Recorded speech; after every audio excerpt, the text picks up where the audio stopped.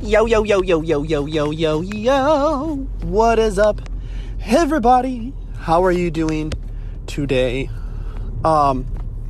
Listen, I'm going to cut straight through all the shit.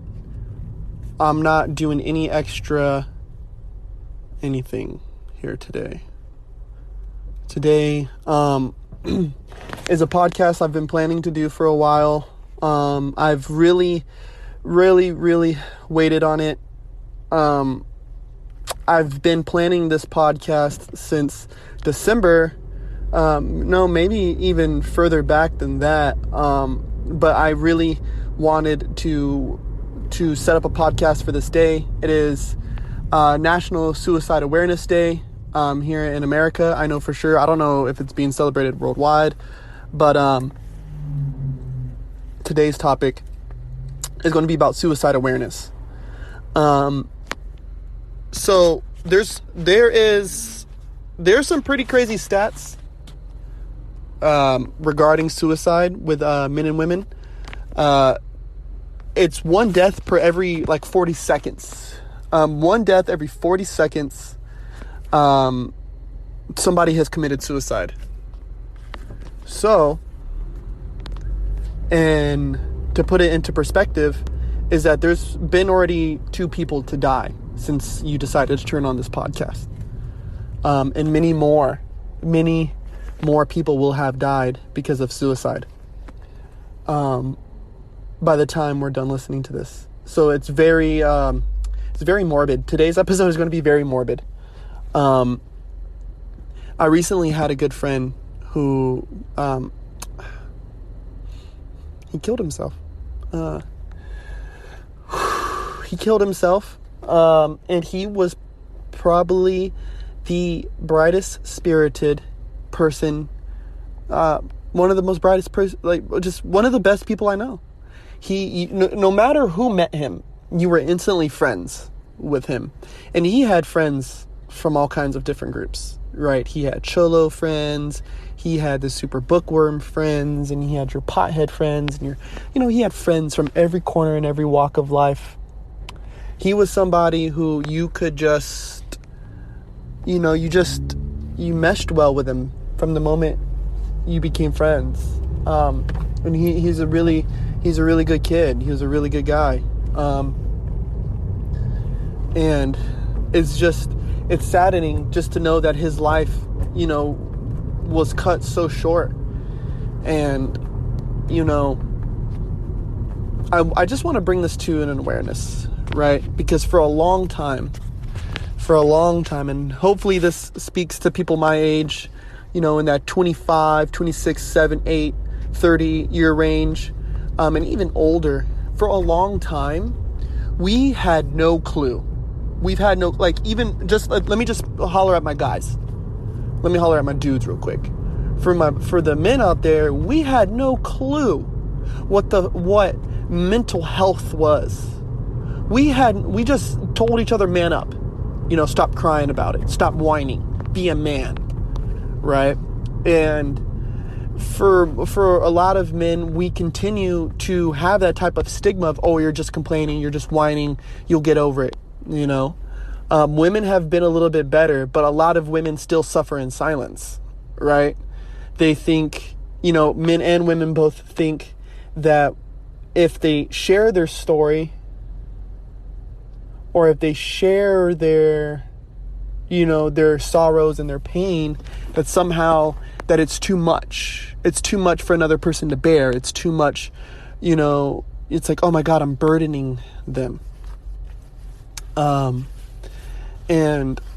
we have to start, as friends, we have to start creating that safe place for our friends to come to and for our peers to go to for when they're not feeling so well, So a couple tips I have for that, right, that I learned, was, and I'm no licensed therapist, right? So you can take my advice with a grain of salt, right? But when somebody's coming to you, right? This is just my advice. when somebody's coming to you and they're saying, hey man, listen, I'm not feeling too good. I've been thinking a little crazy lately. I've just been thinking about ending it. Right? The first thing you need to do is put your phone on silent, right? Or if you're on the phone with them, go to a quiet place and devote your attention, right? Because the true answers are in the details, right? I can tell you that right now. And especially how far they might be along into these type of ideas are all in the details. You'll know how many times or how long they've either talked or thought about doing something such as killing themselves. So devote your attention. Give them your undivided attention. And then next, right? So for me, when I'm dealing with that, it's the unsolicited advice. Sometimes what a lot of people need to come off the edge is just vent, just allowing themselves to vent and vent it out, right? The reason why you want to stray away from any type of actionable advice, right, is that some people might act on that advice, right?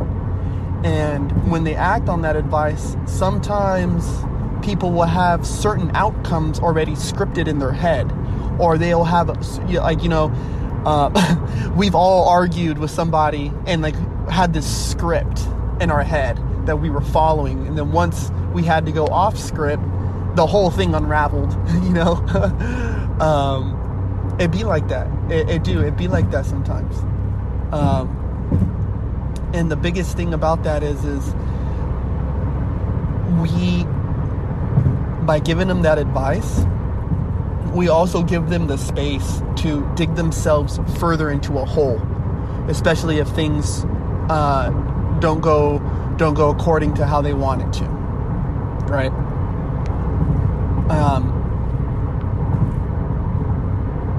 And the next thing that I really want to tell people is to not take it lightly, right? Do not take it lightly, right? Even if they're all smiley and jolly the next day, you see them, help them pull themselves out of a crisis moment, and the next day they're all smiley and giddy. And, for a lot of us, we put our hands down and we think, okay, maybe they were just freaking out, maybe they were just having a tough day and they're better now. No, they're not. They're not. They're not. And they won't be for a long time. The things that we got to remind ourselves of is that, especially if somebody's coming to you saying, hey man, I'm feeling like killing myself, bro. I can't do this shit. They've already put a lot of thought into that. For them to be able to open up their mouth and say that to another human being means that they've taken a long time and sat inside those thoughts, right? So you have to take at least double that time to make sure that they're clear, right? That they're clear out of it. Because, sadly enough, those thoughts are also addicting. They're addicting because the thought does bring some people relief. Yeah, it'll give them a rush of dopamine. And that's where you get chronic cutters and people who do things like that. Yeah. I know that. And, you can't take it lightly, right? Especially the people who we know to be happy and upbeat and happy-go-lucky and, can't nothing bring them down, those people, you got to watch them double time. And I say that because I know it, right? This is going to be tough. So you guys, please bear with me on this. But I've attempted suicide. And to my family and friends who are listening, I'm sorry. I'm sorry that you've had to hear this. But I've attempted suicide.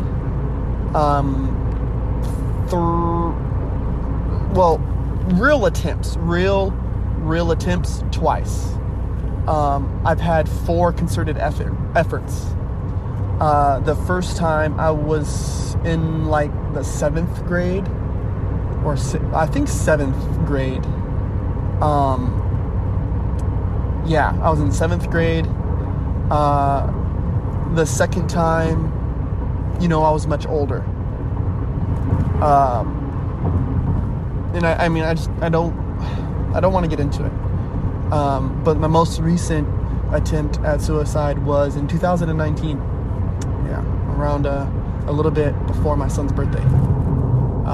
And if a lot of you may know, and I'll go ahead and talk about this, is it was around the time that me and my family all split up. Me and my son's mom broke up.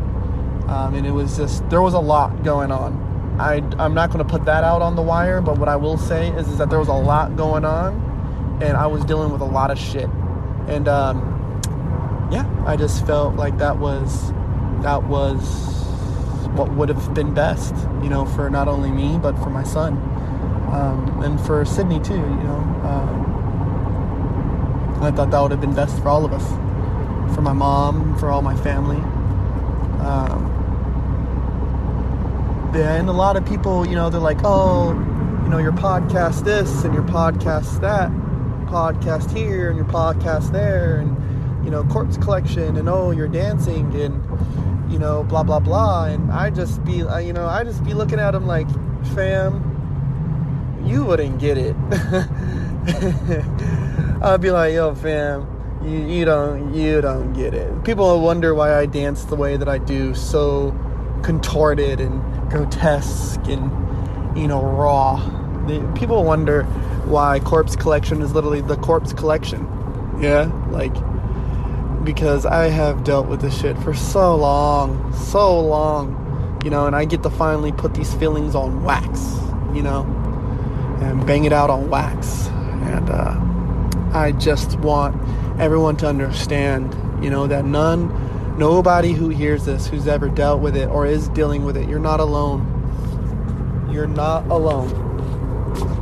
You're not alone. We can all come together, And I know suicide hotline and shit isn't the best resource, right? But you have suicide hotlines.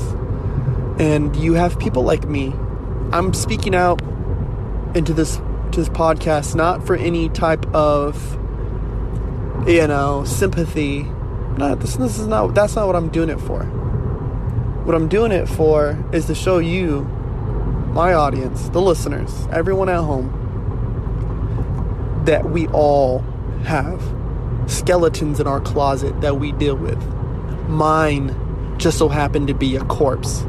So that ought to tell you how fresh some of my bodies are in my closet. And I deal with this stuff every day. I deal with it every day. Right? I'm much happier than I once was. But I know that I'm not as happy as I will be soon. So if you need help, let me. If you need somebody to talk to cry to, pick me. Let me be the one. I had a really good friend who came to me one time, and I've lost a good handful of friends to suicide. And I had a friend one time who came to me while I was sleeping, right? Woke me up out of my bed and said, Putch, man, I don't feel so good, man. He's like, I just feel lost. I was like, what? He told me about how he had been drinking and gambling and lost a bunch of stuff gambling. And I was like, holy shit, dude. Like, I was like, holy smokes, bro. Like, how could you do that? And he's like, oh, no. I said, oh, no. It's like, well, dude, it'll be all right, bro. Like, just, tomorrow will be a better day. And, it was like the next day or the day after he killed himself. And I just wished I would have paid a little bit more attention to what he was saying. I wish I would have paid attention to the details of that conversation a little more closely, because I would have sat with him right there that whole day. I would have followed him around for the next week and a half until I knew he was out of that space, and in a more manageable headspace. Unfortunately enough, though, we all say that stuff. We all say those things after it's already over. And we can't keep allowing ourselves to do that. We can't keep allowing ourselves to, show up for them after it's too late. We can't keep doing that.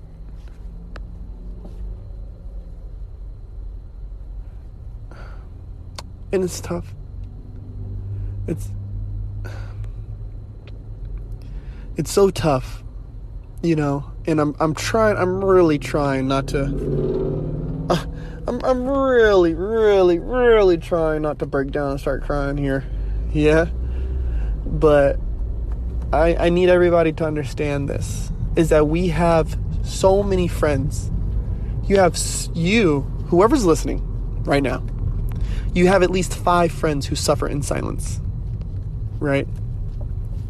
There's an average of 21 adults that kill themselves a week simply due to custody issues, right?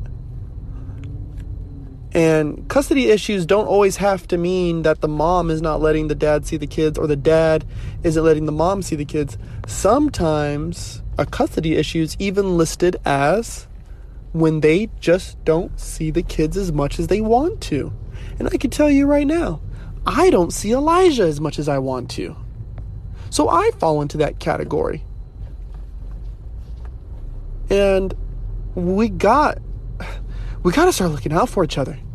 We got to start looking out for each other. We can't keep letting people kill themselves without any attempt at help.